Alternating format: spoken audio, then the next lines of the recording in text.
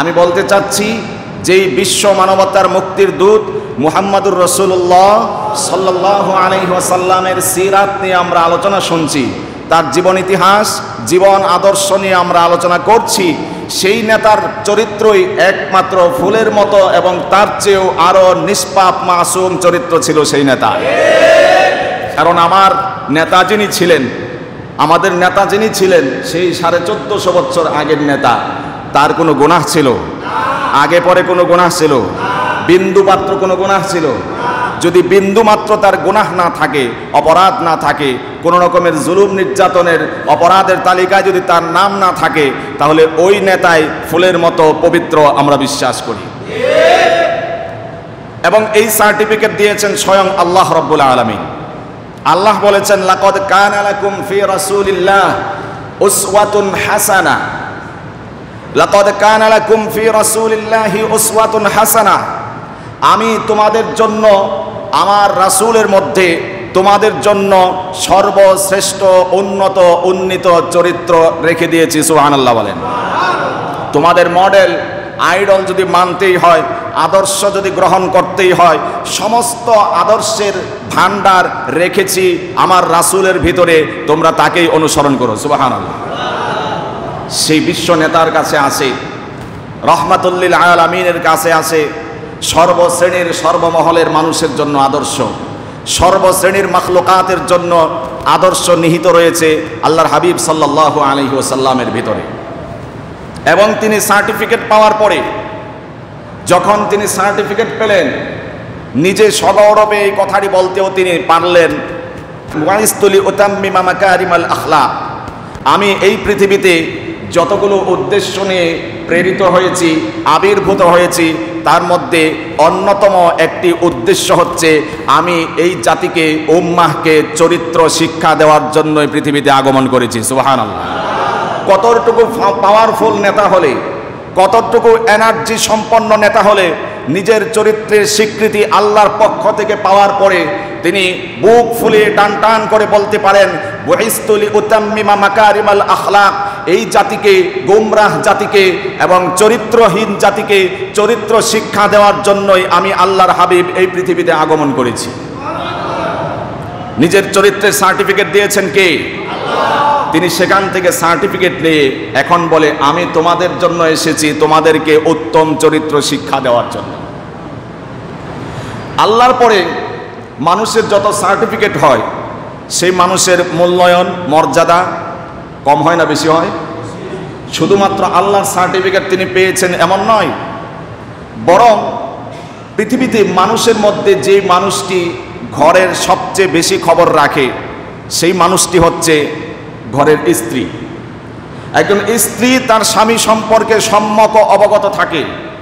স্বামীটা কতটুকু, কোন মাপের, কোন কোয়ালিটির, কোন লেভেলের, কত নাম্বারের, এটা ঘরের ভিতরে সবচেয়ে ভালো জানে কে? স্ত্রী ভালো জানে। স্ত্রীকে সবচেয়ে ভালো জানে। সেই স্ত্রীর সার্টিফিকেট আল্লাহর হাবিব সাল্লাল্লাহু আলাইহি ওয়াসাল্লাম পেয়েছেন। সুবহানাল্লাহ। আল্লাহর হাবিব সাল্লাল্লাহু আলাইহি ওয়াসাল্লাম নিজের স্ত্রীর কাছেও সার্টিফিকেট পেয়েছেন। এবং তার হাদিসের ভাষ্য মতে বোঝা যায়, যেই লোক তার স্ত্রীর কাছে ভালো, সেই লোক আল্লাহর কাছেও ভালো। সুবহানাল্লাহ। কারণ ঘরে সবচেয়ে বেশি যিনি খবর রাখেন, তদারকি করেন, জাস্টিফাই করতে পারেন, তিনি হচ্ছে ঘরের স্ত্রী। তার স্বামীর সঠিক চরিত্র, বাস্তবতা একজন স্ত্রী ভালো বলতে পারে। তো রাসূল সেই স্ত্রীরও সার্টিফিকেট পেয়েছেন। আমরা জানি আল্লাহর হাবিব সাল্লাল্লাহু আলাইহি ওয়াসাল্লাম খাদিজাতুল কুবরা রাদিয়াল্লাহু তাআলা আনহাকে বিবাহ করেছেন কত বছর বয়সে? 25 বছর বয়স। অনেকে না বুঝে বলেন ঠিক। আমি জিজ্ঞেস করেছি, নবীজি কত বছর বয়সে প্রথম বিবাহ করেছিলেন? 25 বছর বয়সে। কাকে করেছিলেন? খাদিজাতুল কুবরা রাদিয়াল্লাহু তাআলা আনহাকে। নবুয়াতের আগ পর্যন্ত 15 বছর অতিবাহিত হলো। নবুয়াত প্রাপ্তি হলেন হুজুর সাল্লাল্লাহু আলাইহি ওয়াসাল্লাম। আল্লাহর হাবিব সাল্লাল্লাহু আলাইহি ওয়াসাল্লাম হেরা গুহাতে ধ্যানমগ্ন আছেন। হঠাৎ একদিন যখন 40 বছর কমপ্লিট হলো, আল্লাহর পক্ষ থেকে আবির্ভূত হলেন সবচেয়ে সেরা শ্রেষ্ঠ ফেরেশতা জিবরিল আমিন আলাইহিস সালাতু ওয়াস সালাম। জিবরিল আমিন আলাইহিস সালাতু ওয়াস সালাম হেরা গুহাতে এসে আল্লাহর হাবিবকে উদ্দেশ্য করে বললেন, ইকরা, রাসূল পড়ুন। জিবরিল আমিন আলাইহিস সালাতু ওয়াস সালাম যখন আল্লাহর হাবিবকে সম্বোধন করে বললেন, ইয়া রাসূলুল্লাহ, ইয়া হাবিবাল্লাহ, ইকরা, পড়ুন। নবীজি তখন জবাব দিলেন, মা আনা বিকারিইন, আমি পড়তে জানি না, আমি কি পড়ব। এবার জিবরিল আমিন আলাইহিস সালাতু ওয়াস সালাম নিজের বুকের সাথে, নিজের সিনার সাথে আল্লাহর হাবিবের সিনা মোবারক লাগিয়ে সজোরে চাপ দিলেন, আবার ছেড়ে দিয়ে বললেন, ইকরা ইয়া রাসূলুল্লাহ, এবার আপনি পড়ুন। নবীজি এবারও বললেন, মা আনা বিকারিইন, আমি পড়তে জানি না, কি পড়ব আমি। আবারও জিবরিল আমিন আলাইহিস সালাতু ওয়াস সালাম সিনার সাথে সিনা মোবারক লাগিয়ে সজোরে চাপ দিলেন, ছেড়ে দিলেন। দ্বিতীয়বার আবার বললেন, ইয়া রাসূলুল্লাহ, ইয়া হাবিবাল্লাহ, পড়ুন, ইকরা। রাসূল আবারও বললেন, মা আনা বিকারিইন।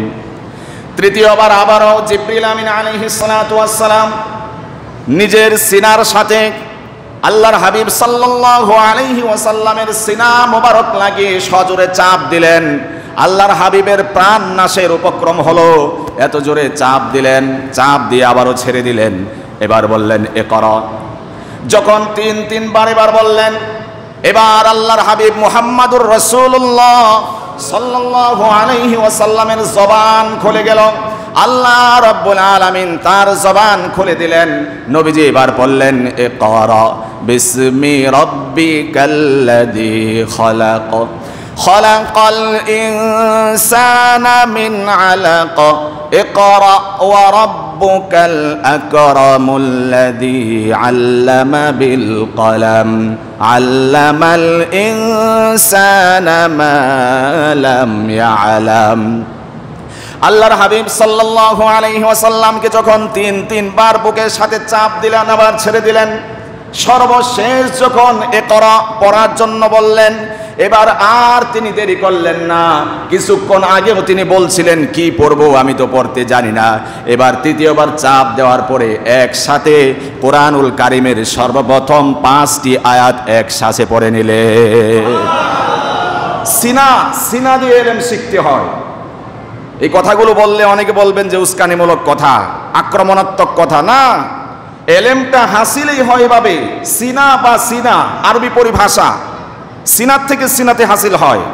তো আল্লাহর হাবিব যে শিক্ষাটা অর্জন করেছেন, সিনা বা সিনা দিয়ে তিনি শিক্ষা অর্জন করেছেন।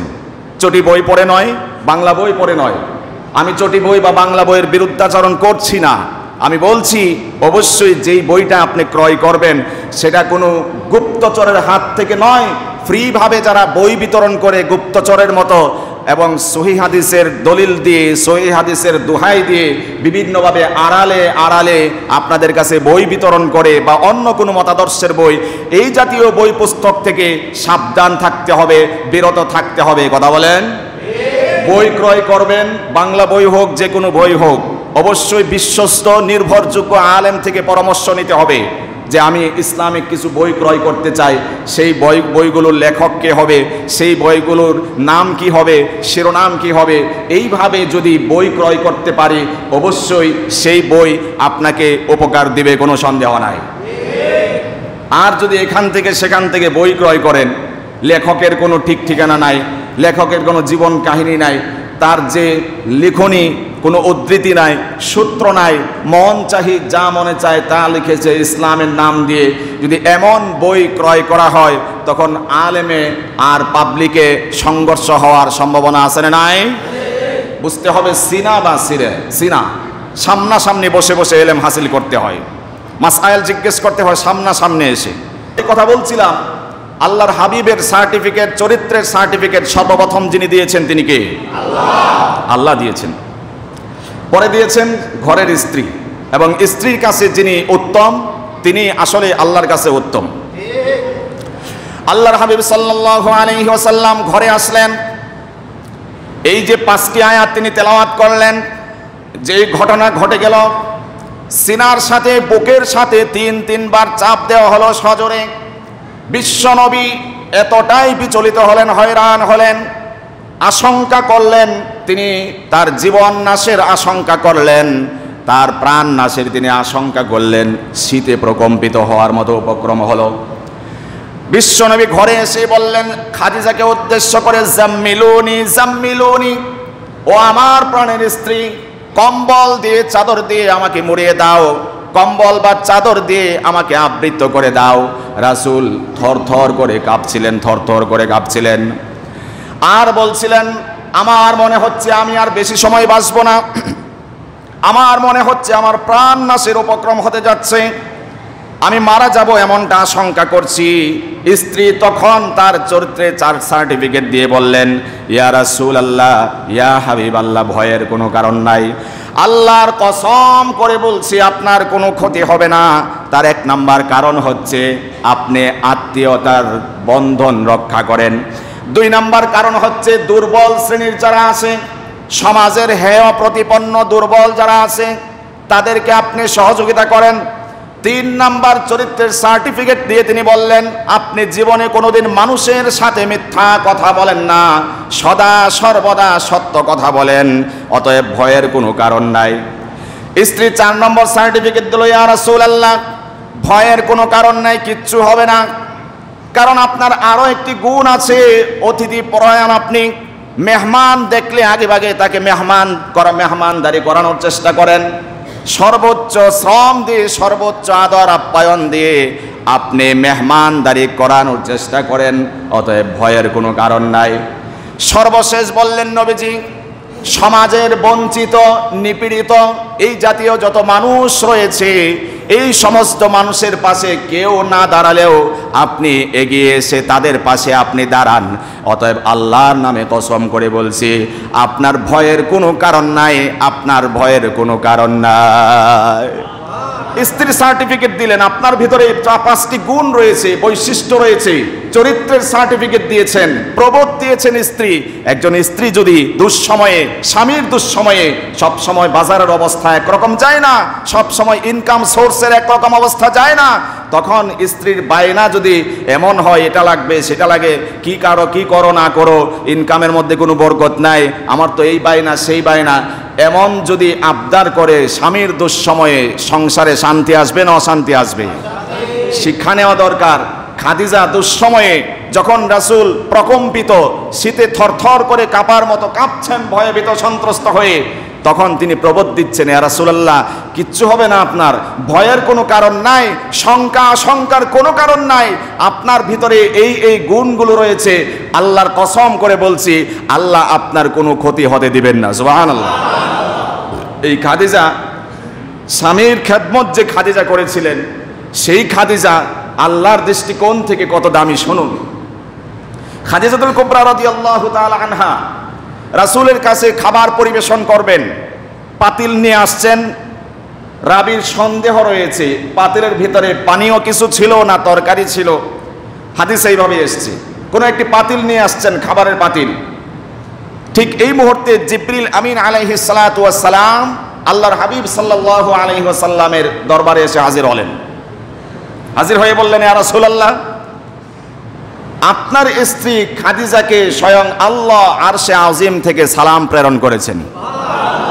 আর একটু আওয়াজ নাই? আরে আল্লাহ একজন মানুষরে, মহিলা মানুষরে আপনার সালাম প্রেরণ করে, এরপরেও যদি কোনো মানুষ নারী অধিকারের স্লোগান দিয়ে রাজপথ প্রকম্পিত করে, বুঝতে হবে এর মধ্যে নষ্টামির কোনো শেষ নাই।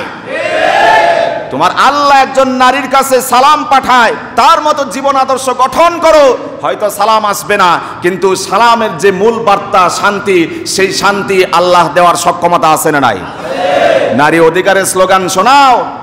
নারীদেরকে ইসলাম 4 দেয়ালের গণ্ডিতে বন্দী করে রেখেছে, এই জাতীয় স্লোগান দিয়ে ইসলামপন্থী নারীদেরকে ইসলামের গণ্ডি থেকে 1 চুল পরিমাণ বের করা সম্ভব হবে না।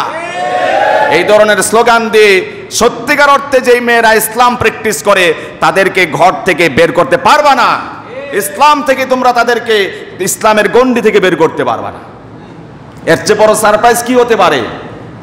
একজন মেয়েই তো গর্ববোধ করে বলতে পারে, আমরা কোন জাতি জানো? আমাদের নামে সূরা নাজিল হয় কোরআনে, আছে না নাই? বিশাল বড় সূরা, সূরাতুন নিসা, মহিলাদেরকে নিয়ে একটা সূরাই। সূরাতুল রিজাল, রজুল, পুরুষ, এই জাতীয় কোনো সূরা নাই, কিন্তু মহিলাদের নামে এত লম্বা সূরা।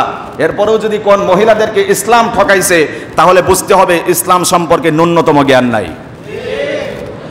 আরো গৌরব করে বলার মতো ছিল, আমরা তো সেই জাতি যেটা যে জাতির কাছে স্বয়ং আল্লাহ জিব্রিল দিয়ে সালাম প্রেরণ করেন। সুবহানাল্লাহ বলেন। শুধু কি তাই নাকি? জিব্রিল বললেন, ইয়া রাসূলুল্লাহ, আল্লাহ রাব্বুল আলামিন আপনার স্ত্রী খাদিজার প্রতি সালাম প্রেরণ করেছেন, সেই সাথে আমি জিব্রিল আমিন আলাইহিস সালাতু ওয়াস সালাম আপনার স্ত্রীকে সালাম প্রেরণ করছি, আর সুসংবাদ দিচ্ছি আল্লাহ রাব্বুল আলামিন খাদিজার জন্য জান্নাতে ইয়াকুত নির্মিত একটি বিশাল ভবন নির্মাণ করে দিয়েছে। এই খাদিজার জন্য জান্নাতে ইয়াকুত মুক্তা দ্বারা নির্মিত বাঁশের তৈরি একটি বিশাল ভবন দুনিয়াতে থাকতেই আল্লাহ তৈরি করে রেখেছেন। সুবহানাল্লাহ। বাস বলতে বাংলাদেশের বাস না, কিন্তু বাঙালি বাস না, ওটা ওই রকমের বাস, জান্নাতি বাস। তবে থাকবে ইয়াকুত মুক্তা মিশ্রিত, ঘরটা হবে সেই জান্নাতি বাস দিয়ে নির্মিত। একজন মহিলার জন্য আল্লাহ সেখানে বাঁশ দিয়ে বা ইয়াকুত দিয়ে মুক্তা দিয়ে ঘর নির্মাণ করেছেন। কত দামি মহিলা হতে পারলে এইরকম সারপ্রাইজ দুনিয়াতে থাকলে আল্লাহ তার জন্য নির্মাণ করে রাখেন। সুবহানাল্লাহ। এই খাদিজার কথা বলছি। তিনি সার্টিফিকেট দিয়েছেন রাসূল সাল্লাল্লাহু আলাইহি ওয়াসাল্লামকে। প্রথম সার্টিফিকেট কে দিয়েছেন? চরিত্রের সার্টিফিকেট কে দিয়েছেন? আল্লাহ রাব্বুল আলামিন দিয়েছেন। এবং যেই চরিত্রের সার্টিফিকেট স্বয়ং আল্লাহ দিয়েছেন, সেই চরিত্রে যদি কেউ কোনো সময় আক্রমণ করার চেষ্টা করেছে, হামলা করার চেষ্টা করেছে, কালিমা লেপন করার চেষ্টা করেছে, সর্বপ্রথম তার বিরুদ্ধে আল্লাহ রাব্বুল আলামিন তর্জন গর্জন দিয়ে প্রতিবাদে বাধ্য হয়েছে। আল্লাহ রাব্বুল আলামিন প্রতিবাদ করেছেন সর্বপ্রথম। আবু লাহাবের মতো কাট্টা কোলাঙ্গার যখন আল্লাহর হাবিবের শানে বেয়াদবি করলো, রাসূলকে পাথর নিক্ষেপ করার জন্য উদ্যত হলো, আল্লাহ রাব্বুল আলামিন সাথে সাথে প্রতিবাদ জানালেন, তাব্বাত ইয়াদা আবি লাহাবিন ওয়া তাব মা আগনা আনহু মালুহু ওয়া মা কাসাব। গোটা সূরা নাজিল করলেন প্রতিবাদ করে, আন্দোলনের ভাব নিয়ে, আন্দোলনের রূপ নিয়ে আল্লাহ রাব্বুল আলামিন এমন এক সূরা নাজিল করলেন, যেই সূরার অভিশাপ কিয়ামত পর্যন্ত আবু লাহাব এবং তার পরিবার উপরে চলতেই থাকবে, চলতেই থাকবে, চলতেই থাকবে। আল্লাহর হাবিব সাল্লাল্লাহু আলাইহি ওয়াসাল্লামকে বলা হলো, যেই গ্রন্থ মুহাম্মদ সাল্লাল্লাহু আলাইহি ওয়াসাল্লাম মানুষকে প্রচার করে বেড়ায়, এটি আল্লাহর নামে সে প্রচার করতে চায়, মূলত আল্লাহর পক্ষ থেকে অবতীর্ণ কিতাব এটি নয়। নাউজুবিল্লাহ। আল্লাহ রাব্বুল আলামিন তার মোকাবেলায় নবীকে যখন কবি বলা হলো, যেগুলো সে কবিতার মতো করে আবৃত্তি করে মানুষের সামনে পেশ করে, এগুলো তার নিজের রচিত, আল্লাহ চ্যালেঞ্জ করলেন, ওয়া ইন কুনতুম ফি রাইবিম মিম্মা নাযালনা আলা আবদিনা। এইভাবে একের পর এক চ্যালেঞ্জ করলেন, যদি সন্দিহান হও, যদি বলতেই চাও এটি মানব রচিত কোনো গ্রন্থ, আল্লাহর পক্ষ থেকে অবতীর্ণ গ্রন্থ নয়, চ্যালেঞ্জ করলাম এই কোরআনের মতো সাহিত্যে মণ্ডিত, সাহিত্যের মানে উত্তীর্ণ একটি গ্রন্থ রচনা করে দেখাও। যদি মানব রচিত হয়, তোমরাও তো মক্কার বড় বড় কবি সাহিত্যিক, তাহলে এটার সাহিত্যের মানে মানোত্তীর্ণ একটি গ্রন্থ রচনা করে দেখাও। সময়ের পর সময় চলে গেল, তারা কলম ধরতে সাহস করলো না। আল্লাহু আকবার। আবার আল্লাহ কমিয়ে দিলেন, ওই যে রাসূলকে আক্রমণ করেছে কবি বলে, আল্লাহ তার মোকাবেলা করছেন, চ্যালেঞ্জ ছুড়ে দিলেন। আবার গোটা কোরআনের মতো কোরআন লিখতে হবে না, এই কোরআনের মধ্যে যে কোনো ঐচ্ছিক সাহিত্যের মানে মানোত্তীর্ণ 10টি সূরা লিপিবদ্ধ করে দেখাও। সময়ের পর সময় চলে গেল, কবি সাহিত্যিকরা নীরব ভূমিকা পালন করলো, আল্লাহর চ্যালেঞ্জের মোকাবেলায় একজনও কলম ধরতে সাহস পেল না। আল্লাহ আরেকটু ছাড় দিলেন, সহজ করে দিলেন। কোরআনের মতো কোরআন লিখে দেখাতে পারো নাই, 10 সূরা লিখতে বলেছিলাম তাও পারো নাই, কোরআনের সবচেয়ে কনিষ্ঠ, সর্বকনিষ্ঠ, সবচেয়ে ক্ষুদ্রতম সূরা সূরাতুল কাউসারের মতো এমন একটি ছোট্ট সূরা সাহিত্যের মানে মানোত্তীর্ণ করে এমন একটি সূরার মতো করে সূরা লিপিবদ্ধ করে লেখা। সময় চলে গেল, সময়ের পর সময় চলে গেল, মক্কার যত কবি সাহিত্যিক ছিল সকলে নীরব ভূমিকা পালন করলো, আল্লাহর চ্যালেঞ্জের মোকাবেলা করতে তারা পারল না। সুবহানাল্লাহ বলবেন। নবীকে আক্রমণ করলে প্রতিবাদ করেন কে? সর্বপ্রথম প্রতিবাদ করেন স্বয়ং আল্লাহ রাব্বুল আলামিন। কারণ চরিত্রের সার্টিফিকেট আল্লাহ দিয়েছেন, তার চরিত্রে কালিমা লেপন করা হবে, আল্লাহ সেটি সহ্য করতে পারেন না। আল্লাহর হাবিব সাল্লাল্লাহু আলাইহি ওয়াসাল্লাম, আমরা জানি তার ছেলে সন্তান যারা জন্মগ্রহণ করেছিলেন তারা চলে গিয়েছেন রাসূলের জীবদ্দশাতেই, মৃত্যুবরণ করেছেন। আবুল কাসেম যখন চলে গেলেন, তখন কুরাইশ গোত্রের উচ্ছৃঙ্খল নেতা যারা ছিল, খারাপ নেতা যারা ছিল, তারা মুশরিকদের নেতারা আল্লাহর হাবিবকে আক্রমণ করলো এবং তাকে বলল যে মুহাম্মদ হচ্ছে একজন নির্বংশ। নাউজুবিল্লাহ বলেন। বলল মুহাম্মদ একজন লেজ কাটা। তারা বোঝাতে চাইল যে যেই ঘরের মধ্যে ছেলে সন্তান থাকে না, ওই ঘরটা, ওই বংশটা নির্বংশ। কারণ ছেলে সন্তান না থাকলে তো এখান থেকে বংশ উৎপন্ন হওয়া সম্ভব নয়। আল্লাহর হাবিবকে যখন এইভাবে কুফাররা, মুশরিকরা, কাফেররা আক্রমণ করলো, তখন আল্লাহ রাব্বুল আলামিন তাদের মোকাবেলায় আয়াত নাজিল করলেন, ইন্না শানি আকা হুয়াল আবতার। ইয়া রাসূলুল্লাহ, আপনি নির্বংশ নন, আপনি লেজ কাটা নন, বরং ওই সকল কাফের, মুশরিক, বেঈমানদের লিডাররাই হচ্ছে নির্বংশ, লেজ কাটা। ওদের নাম নেওয়ার মতো মানুষ দুনিয়াতে থাকবে না। আজকে এত বছর পরে আমি আপনাদের কাছে জিজ্ঞেস করতে চাই, আবু জাহাল, আবু লাহাব এই নামে অন্য কোনো ধর্মেও মানুষ নাম রাখে নাকি? এরাই তো নবীজির দুশ্মনী করেছিল, এরাই তো নবীর পিছ নিয়েছিল, এরাই তো নবীকে আক্রমণ করেছিল আর বলছিল নির্বংশ। আল্লাহ প্রতিবাদ করলেন, ইন্না শানি আকা হুয়াল আবতার। ইয়া রাসূলুল্লাহ, আপনি নির্বংশ নন, আপনি লেজ কাটা নন, বরং যারা আপনাকে লেজ কাটা, নির্বংশ বলে বিকৃতভাবে আপনাকে বিদ্রুপ করলো, এরাই নির্বংশ, এরাই লেজ কাটা। মুসলমান তো দূরের কথা, অমুসলিমরাও এদের নামে নাম রাখে না বাচ্চাদের। কিন্তু আল্লাহ রাব্বুল আলামিন রাসূলকে প্রবোধ দিয়ে বললেন, ওয়ারাফা'না লাকা যিকরাক, বরং আমি আল্লাহ আপনার নামকে সমস্ত জায়গাতে সমুন্নত করে দিলাম। সুবহানাল্লাহ। যার কারণে আজকে আমরা যখন মুয়াজ্জিনের সুললিত কণ্ঠে আজান শুনতে পাই, সেই আজানে আশহাদু আন্না মুহাম্মাদার রাসূলুল্লাহ, নবীজির নাম বেজে ওঠে। নামাজের আগে ইকামত যখন শুনতে চাই, সেই ইকামতেও আশহাদু আন্না মুহাম্মাদার রাসূলুল্লাহ, নবীজির নাম বেজে ওঠে, মুহাম্মাদুর রাসূলুল্লাহ। আমরা যখন নামাজে দাঁড়িয়ে যাই, নামাজে কিরাত পড়ি, মুহাম্মাদুর রাসূলুল্লাহ ওয়াল্লাযীনা মাআহু আশিদ্দাউ আলাল কুফফার।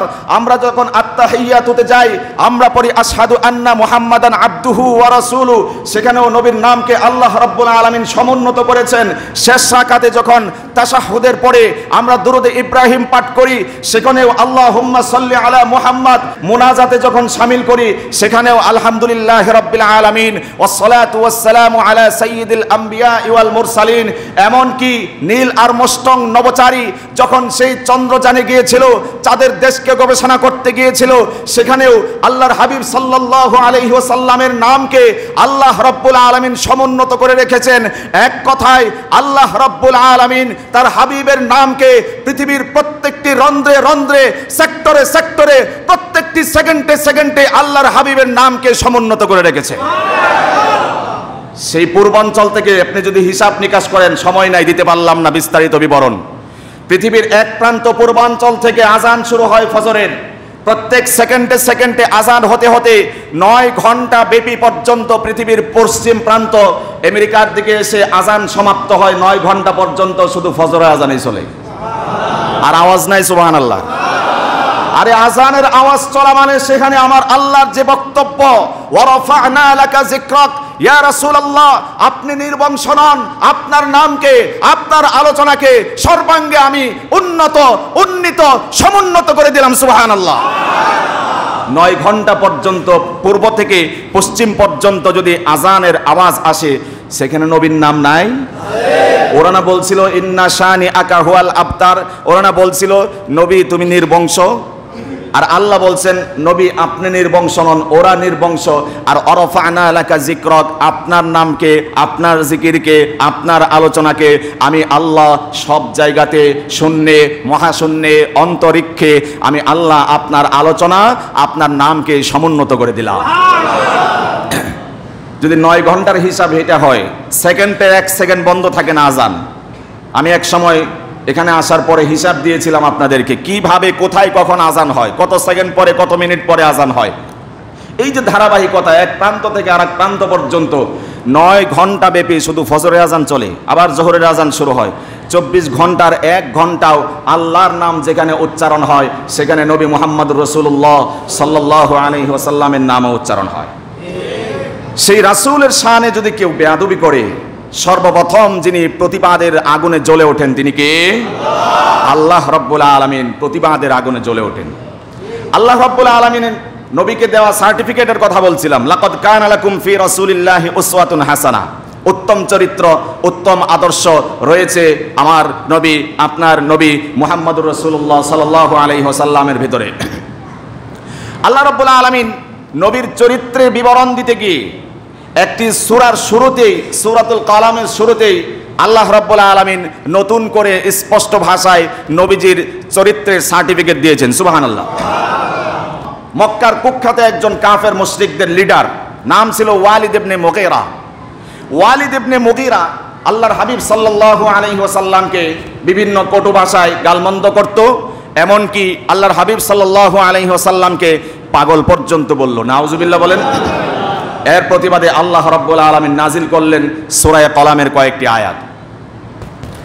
আল্লাহ রাব্বুল আলামিন ওয়ালিদ ইবনে মুগীরা যখন আল্লাহর প্রিয় হাবিব রাসূলুল্লাহ সাল্লাল্লাহু আলাইহি ওয়াসাল্লামকে পাগল বলে গালি দিত, আল্লাহ রাব্বুল আলামিন কোরআনে সূরা কলম নাজিল করে দিয়ে বললেন, নুন ওয়াল কলামি ওয়া মা ইয়াসতুরুন মা আনতা বিনিআমাতি রাব্বিকা বিমাজনুন ওয়া ইন্না লাকা লাআজরান গায়রা মামনুন ওয়া ইন্নাকা লাআলা খুলুকিন আযীম। আল্লাহু আকবার।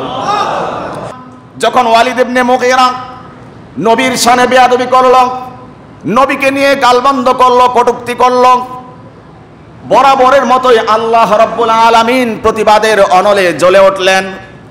আয়াত নাজিল করে দিলেন কসম করে, আমি কলমের কসম খেয়ে বললাম, কলম যে জিনিস লিপিবদ্ধ করে তার কসম খেয়ে বললাম, আমি এই সকল বিষয়ের কসম খেয়ে বললাম, আল্লাহর দয়ায়, আল্লাহর করুণায়, আল্লাহর রহমতে আপনি পাগল নন, বরং ওয়া ইন্নাকা লাআলা খুলুকিন আযীম, আমি আল্লাহ রাব্বুল আলামিন সার্টিফিকেট দিলাম আপনি হচ্ছেন সর্বোত্তম চরিত্রের অধিকারী। আল্লাহ সার্টিফিকেট দিলেন। ইয়া রাসূলুল্লাহ, ঘাবড়ানোর কারণ নাই, মন ভাঙার কারণ নাই, হয়রানির কারণ নাই, পেরেশানির কারণ নাই, কষ্ট নেওয়ার কারণ নাই। ইন্না কাফাইনাকাল মুস্তাহজিইন, এই পৃথিবীতে যুগে যুগে যারাই আপনার চরিত্র নিয়ে, এই সুন্দর পবিত্র অনুপম চরিত্র নিয়ে কালিমা লেপন করতে চাইবে, আমি আল্লাহ সার্টিফিকেট দিয়ে দিলাম আপনি সমস্ত কালিমা থেকে পবিত্র, মুক্ত। আপনার মতো শ্রেষ্ঠ অনুপম চরিত্রের অধিকারী পৃথিবীতে আর একজন নাই। বিআইয়িকুমুল মাফতুন, সময় বলে দেবে কে চরিত্রবান কে চরিত্রহীন। আল্লাহ বলে দিলেন বিআইয়িকুমুল মাফতুন। এরপরে আল্লাহ রাব্বুল আলামিন ধারাবাহিকভাবে 9টির মতো ওই ওয়ালিদ ইবনে মুগীরার খারাপ গুণ তুলে ধরলেন। আল্লাহু আকবার। কারণ নবীর গায়ে আক্রমণ করা হয়েছে, নবীর চরিত্রে আঘাত করা হয়েছে। আল্লাহকে সহ্য করতে পারেন নাকি? আল্লাহ সহ্য করতে পারেননি। এক ধাঁচে, ধাপে ধাপে, স্টেপ বাই স্টেপ তার 9টি কুচরিত্র জাতির সামনে উন্মোচন করে দিয়েছেন। সুবহানাল্লাহ। সর্বশেষ চরিত্র হচ্ছে উতুল্লিম বাদা যালিকা জানিম। ইয়া রাসূলুল্লাহ, আপনাকে যে গালমন্দ করলো না, যেই পাগলটা আপনাকে পাগল বলল না, ওর সম্পর্কে আপনি জানেন ওর তো এই খারাপ গুণগুলো আছে বটেই, সাথে সাথে ও একজন পিতৃ পরিচয়হীন জারজ অবৈধ সন্তান। যখন এই বিষয়টি তার সামনে তেলাওয়াত করা হলো, ওয়ালিদ ইবনে মুগীরা চলে গেল মায়ের কাছে, যেহেতু মা ছাড়া এই বিষয়টি আর কারো জানার কথা নয়। ওয়ালিদ ইবনে মুগীরা মায়ের কাছে আবেদন করলো, মা, মুহাম্মদ সাল্লাল্লাহু আলাইহি ওয়াসাল্লাম আমার ব্যাপারে এই কয়টি বদগুণ তুলে ধরেছে। আমি লক্ষ্য করেছি এই 9টি বদ বৈশিষ্ট্যের 8টি বদ বৈশিষ্ট্য আমার ভিতরে আছে, কিন্তু সর্বশেষ যেটি বলেছে অতুল্লিম বাদা যালিকা জানিম, আমি নাকি জারজ সন্তান, এটা তো আমি জানি না। মা আমি তোমার কাছে এসেছি, এই বিষয়টি তুমি ছাড়া আর কেউ জানার কথা নয়, এই মুহূর্তে আমাকে বলে দাও আমি কি আসলে যার সন্তান কিনা, যদি স্বীকার না করো কল্লা ফেলে দেব, দেহ থেকে আলাদা করে দেব।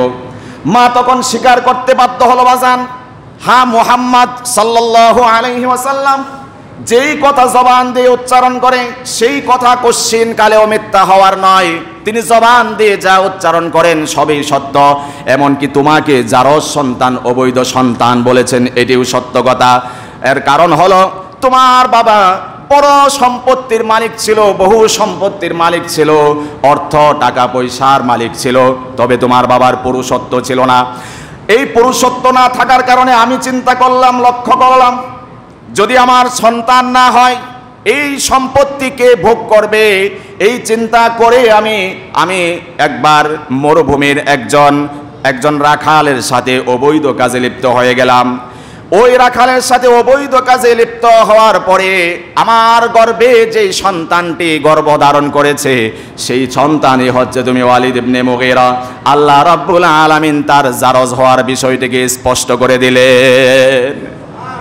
আল্লাহ তার হাবিবের শানে চরিত্র নিয়ে কটূক্তি করা হবে, আক্রমণ করা হবে, আল্লাহ রাব্বুল আলামিন জাতির সামনে তাকে পুরোপুরি উন্মুক্ত করে দেবেন, উন্মোচিত করে দেবেন।